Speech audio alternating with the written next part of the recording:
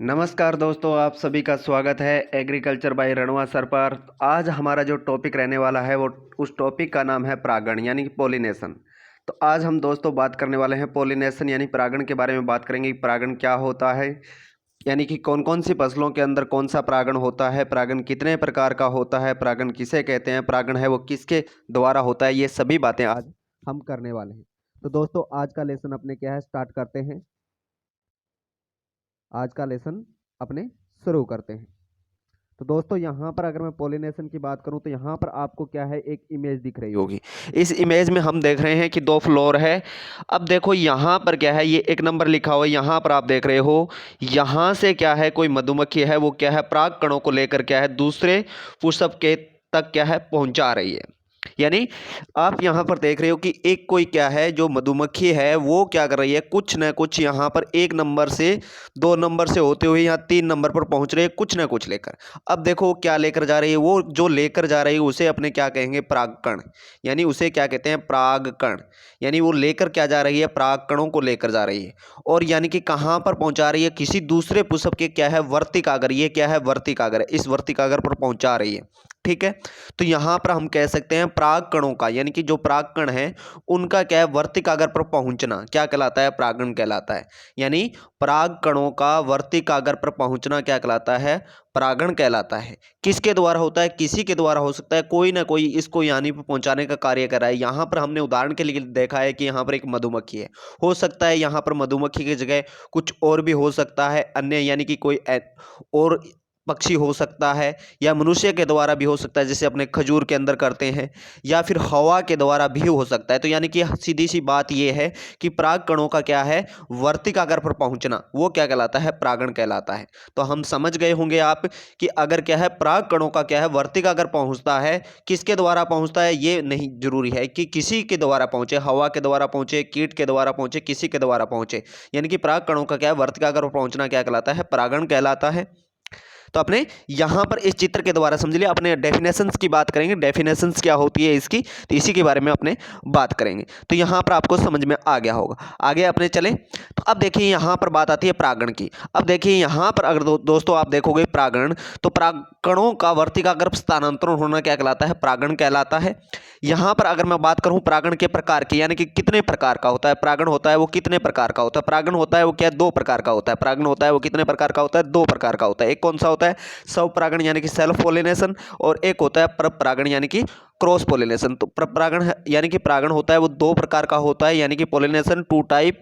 ये one is a self pollination and second cross pollination. तो यानी कि परागण होता है वो क्या, 2 प्रकार का होता है। यहाँ पर हमने बात की कि परागण होता है वो कितने प्रकार का होता है, 2 प्रकार का होता है, ये हमने यहाँ पर बात कर ली। नेक्स्ट अपने आगे बात करते हैं। अब यहाँ पर अगर बात करूँ मैं परागण के प्रकार की, यहाँ पर अब इस चित्र के द्वारा क्या है, अपने इसको समझ सकते हैं।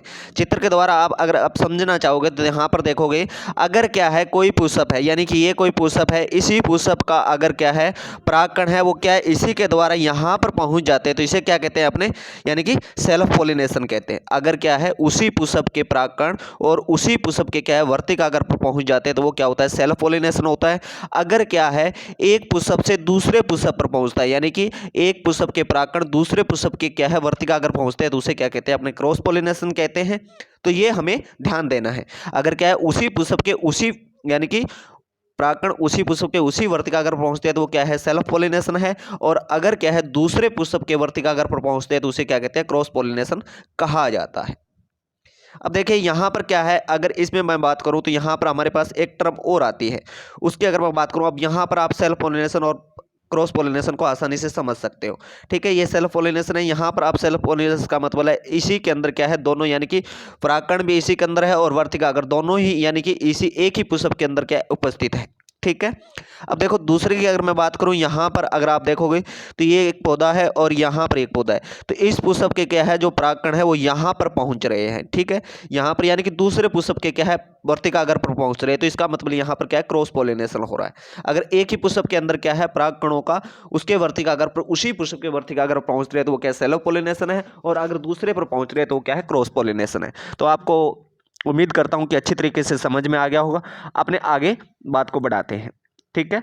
नेक्स्ट की अगर मैं बात करूं तो यहाँ पर एक टर्म आती है गिटेनोगेमी। अब देखो गिटेनोगेमी क्या होता है। अब देखो हमने बात की अगर एक ही पुशअप के अंदर यानी कि एक ही फूल है हमारे पास, अगर एक ही फूल की अगर मैं बात करूं, एक पुशअप है उसी के अंदर क्या है पराग यानी कि परागकण, और उसी पुष्प के क्या है वर्तिकाग्र पर पहुंच के, तो वो उसको अपने क्या है सेल्फ पोलिनेशन। अब देखो इसमें क्या है, अगर क्या है एक ही पौधे के अंदर यानी कि एक ही अगर पौधे के अंदर मैं बात करूं, एक पौधा है उसके क्या है दो अलग अलग पुष्प है, एक पौधे के क्या है दो अलग अलग पुष्प है, एक पुष्प ये है और एक पुष्प ये है। जब क्या होता है यानी कि एक ही पौधे के दो अलग अलग पुष्पों में ऐसा होता है, यानी कि इस पुष्प के क्या है वर्तिकाग्र है, यानी कि परागकण है वो के वर्तिकाग्र पर पहुंच गए, या इसके परागकण है वो इसके वर्तिकाग्र पर पहुंचते, तो इस प्रकार का जो यानी कि पोलिनेशन होता है उसको बोलते हैं, तो सेल्फ पोलिनेशन है, ये सेल्फ पोलिनेशन का ही एक पार्ट है, उसका ही एक भाग है, परंतु इसको अपने क्या है गिटेनोगेमी के नाम से जाना जाता है। किसके नाम से जाना जाता है? इसे गिटेनोगेमी के नाम से जाना जाता है। तो आपको ध्यान रखना है ये सेल्फ पोलिनेशन का ही पार्ट है, इसे क्या है गिटेनोगेमी के नाम से जाना जाता है। अब देखो अगर मैं बात करूं, आपने बात की थी परागण की, अगर परागण की बात करूं तो परागण हमने दो प्रकार का पढ़ा था, एक कौन सा पढ़ा था स्वपरागण पढ़ा था, और एक कौन सा पढ़ा था परपरागण पढ़ा था। अब देखो स्वपरागण की अगर मैं बात करूं, स्वपरागण के एग्जाम्पल की बात कर लेता हूं यहाँ पर। तो स्वपरागण के एग्जाम्पल की अगर मैं बात करना चाहूँ तो यहाँ पर जौ है, गेहूं है, चना है, मूंगफली है, तिल है, तंबाकू है, ये सारे क्या है स्वपरागण यानी कि सेल्फ पोलिनेशन क्रॉप्स है। अगर मैं यहाँ पर क्रॉस पोलिनेशन की बात करना चाहूँ तो यहाँ पर मक्का है, बाजरा है, गन्ना है, सूरजमुखी है, पालक है, प्याज है, मूली है, ये सारे क्या है यानी कि परपरागण या अपने क्रॉस पोलिनेशन के एग्जाम्पल है। यहाँ से क्या क्वेश्चन पूछ लिया जाता है यानी कि निम्न में से कौन सी क्रॉप है जो यानी कि सेल्फ पोलिनेट है या क्रॉस पोलिनेटर है, तो ये आपको ध्यान रखना है। नेक्स्ट अपनी स्लाइड पे चलते हैं, तो यहाँ पर एक टर्म आती है ऑफ्टन क्रॉस पोलिनेशंस, यानी कि बहुधा परपरागित फसलें। अगर बहुधा परपरागित फसलों की अगर मैं बात करना चाहूँ तो यहाँ पर ज्वार है, कपास है, तंबाकू है, अरहर और क्रिटिकल ये है। अब क्रिटिकल की अगर बात करूँ, क्रिटिकल है जो वो क्या है मानव निर्मित पहली खाद्यान्न फसल है, यानी कि मानव के द्वारा निर्मित जो पहली खाद्यान्न फसल है, फूड ग्रेन क्रॉप है, वो कौन सी है? क्रिटिकल है। क्रिटिकल की अगर मैं बात करूँ, क्रिटिकल का जो अगर बॉटनिकल नेम होता है तो वो क्या होता है? क्रिटिकल हेक्साप्लॉइड होता है, यानी कि बॉटनिकल नेम होता है इसका क्या होता है? क्रिटिकल हेक्साप्लॉइड होता है, आपको ध्यान में रखना है, ठीक है। नेक्स्ट अपने बात करते हैं आगे। नेक्स्ट तो गिटेनोगेमी के बारे में हमने बात कर ली थी। अब देखो अगर मैं बात करूं थोड़ी सी अगर आपके साथ यानी कि जो अपने फ्लोर होता है यानी कि पुष्प होता है उसकी अगर मैं बात कर रहा हूं तो पुष्प के अंदर क्या होता है? पुष्प के अंदर देखो यहाँ पर क्या है, एक यहाँ पर हमें मिल रहा है, ये क्या स्टिग्मा है, इसके अलावा एक स्टाइल है और एक क्या है ओवेरी, ये यानी कि ओवेरियन ऐसे, ठीक है।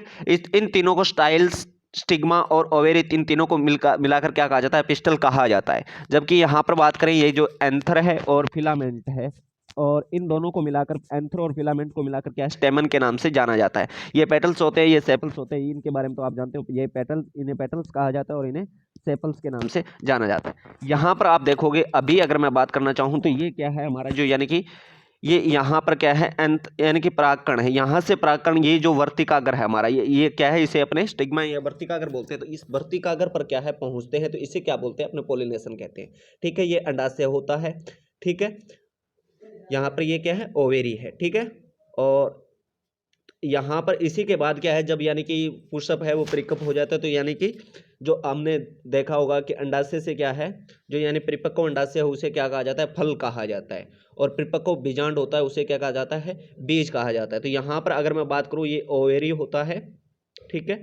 ये जब यानी कि जो अंडाशय होता है वो क्या है पक जाता है, तो इसे क्या है, इससे फल का निर्माण होता है। और इसके अंदर जो आपको दिखाई दे रही है इस प्रकार की कुछ एक संरचना दिखाई दे रही है, यहाँ से क्या है बीज का निर्माण होता है, ठीक है।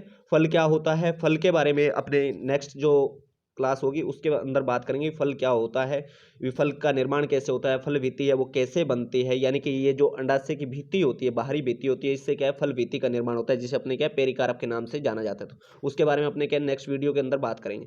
तो आगे अपने चलते हैं। तो ये हमारी आज की क्लास थी, इसके लिए आपने देखा होगा। और अभी तक अगर हमारा चैनल सब्सक्राइब नहीं किया तो एग्रीकल्चर बाय रणवा सर को क्या है सब्सक्राइब कीजिए, और हमारा टेलीग्राम चैनल है एग्रो रणवा सर के नाम से, उसे ज्वाइन कर सकते हो। हमारे Instagram ID agro Ranwa sir, उस पर आप फॉलो कर सकते हो। तो नेक्स्ट वीडियो में अपने जल्द ही मिलते हैं। दुआ करता हूँ कि आपको अच्छी तरीके से समझ गया होगा, परागण के अंदर क्या है आपको किसी प्रकार का कोई कंफ्यूज नहीं रहा होगा। तो नेक्स्ट वीडियो में जल्दी मिलते हैं। धन्यवाद दोस्तों, थैंक्स।